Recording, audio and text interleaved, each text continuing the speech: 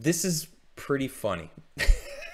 I I saw this article and I started laughing, and then I was thinking to myself, how are how is leftist Twitter gonna not gonna fight this? Like, how are they gonna fight this or not? Because it's kind of, just look at this headline. This is from the Daily Wire. China bans non-masculine men from TV. They ban non-masculine men from TV.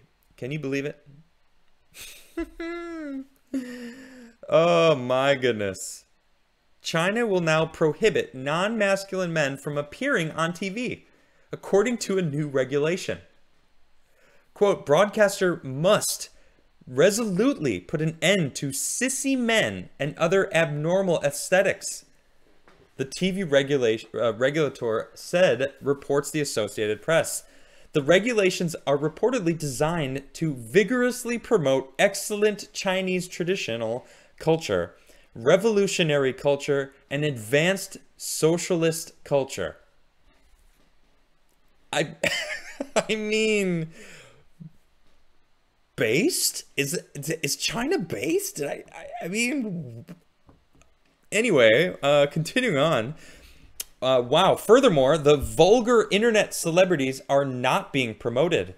The move seems to reflect official concern that Chinese pop stars, influenced by the sleek, girlish look of some South Korean and Japanese singers and actors, are failing to encourage China's young men to be masculine enough.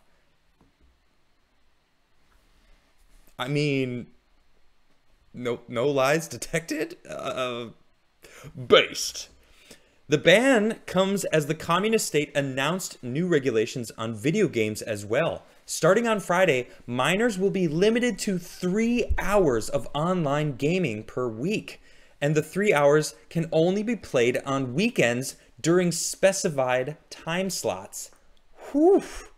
Many believe the rollouts of the new rules are part of China's attempt to enforce conformity and strengthen its society from the outside influence, which the government views as harmful. Quote, from the economic realm, the financial sector, to the cultural circle, and to the political field, a profound transformation or a profound revolution is taking place, said nationalistic blogger Li Gungman, as quoted in the Daily Mail.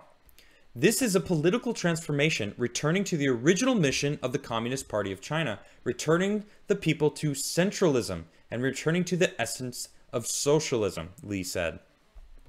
On top of its attempt to assert control over China's cultural sphere, the CCP has been making increasingly forceful and often violent attempts to bend its populace and surrounding entities to its vision. On its eastern borders in the province of Xinjiang, I think I say that right, I'm not sure, China has been persecuting members of the Uyghur Muslim population and putting them in concentration camps. As the Daily Wire reported back in March, currently between 1 and 3 million Uyghur Muslims are interred in hundreds of concentration camps across the region, according to Reuters. The camps are massive complexes, enclosed by towering walls topped with barbed wire, watchtowers, and security cameras.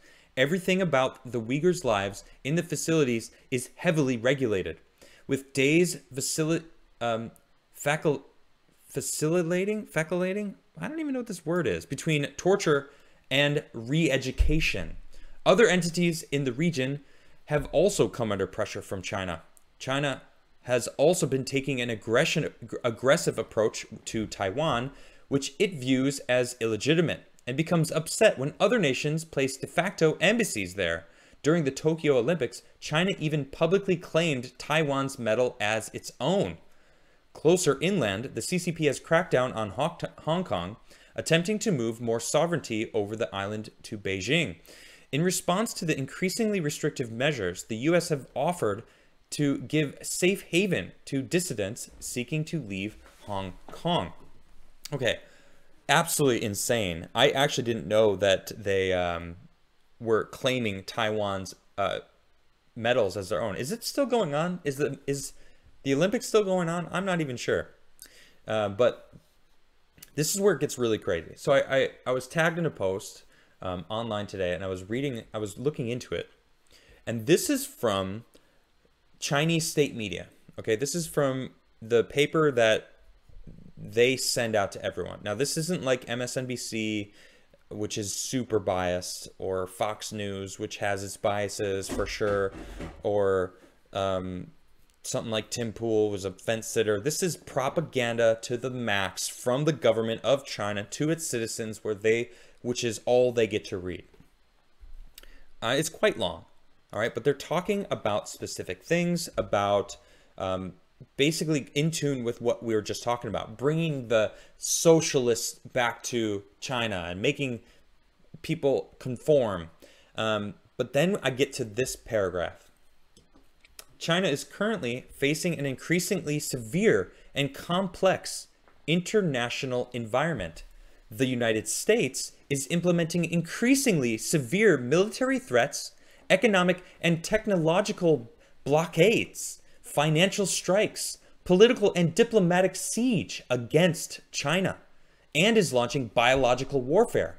Yes, that's right, biological warfare. China has now convinced its citizens and itself that the coronavirus came from America. That is the narrative in China right now. I don't know if you are aware of this or not, where we're all going, we're pretty sure it's from the Wuhan lab. China goes, no, it's actually from America. It's America's fault. That's biological warfare. And that's what they're telling their citizens. And they continue on. It's launching biological warfare, cyber warfare, and public opinion against China. Wars and space wars have increasingly launched a color revolution against China through the fifth column within China. If at this time we have to rely on those big capitalists as a main force of anti-imperialist, anti-hegemonism, and are still catering to the American nipple strategy so that our young generation loses their strength and masculine vibes, then we don't need enemies to fight. I fell first, just like the Soviet Union back then, letting the country collapse, letting the country's wealth be looted, and letting the people fall into serious disaster. Therefore, the profound changes currently taking place in China are precisely in response to the current severe and complicated international situation, precisely in response to the brutal and ferocious attacks that the United States has begun to launch against China. They are straight up saying the United States is attacking them on multiple fronts, on all different types of situations. Wow. Okay, I've been wary of China for a long time. Never have I been more afraid of them than right now, because who is our president? Yeah, that's right. Who's leading our military? We just saw them bungle Afghanistan. All right, look, I wanted to get out of there. That's a whole nother conversation, but they did a terrible job at it. We still have American citizens left over there. We're finding out that Biden was lying to us about multiple different things. It's absolutely insane what this administration is doing. And if China decides to attack, why wouldn't they want to attack us right now? We are probably the weakest we've been in a long time. Look at who's in control. And now they're straight up telling their citizens, look, no more, this is from their report, no more sissy men on TV. That's from the report. No, we need masculine men. We need to bring back masculinity. We can't let these K-pop girly boys influence our Chinese young men. And by the way, America is attacking us. They are launching attacks straight up, precisely in response to the brutal and ferocious attacks the United States has begun to launch. I mean, what happens now? First, they're going to take Taiwan, and guaranteed they're going to be watching what America does in response.